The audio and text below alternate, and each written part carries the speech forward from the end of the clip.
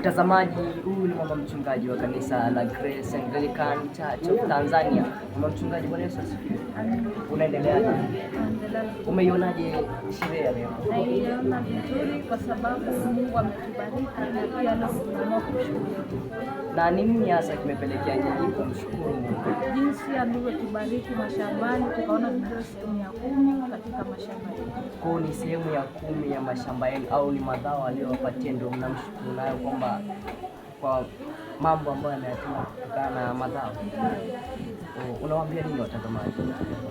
Watazamaji ninawaambia kwamba wakumbuke kumshukuru Mungu kwa sababu Mungu ndio mweza wa yote.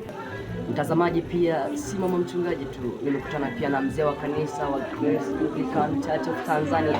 Mzee wa kanisa, Bwana Yesu asifiwe. Unaendeleaje?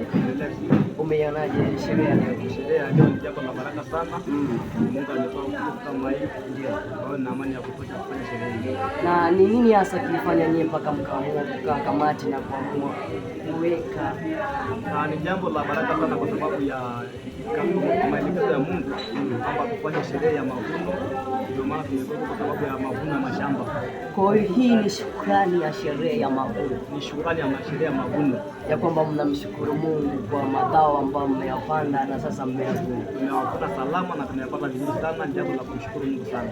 Ni manufaa gani uliyopata kutoka kwa mchungaji wako mwanzilishi wa maono haya? Mwanzilishi wa maono haya Mungu amesema naye anatoka njia na maelekezo kwamba basi kwa sababu tumekuwa shambani, jambo lazima tumshukuru Mungu kulingana na kanuni za dini. Unawaambia nini ndugu watazamaji wanakutazama? Nawaambia ndugu watazamaji kwamba tukate mwendo na lazima tumshukuru Mungu kwa sababu Mungu ndio kila kitu. Kwa lazima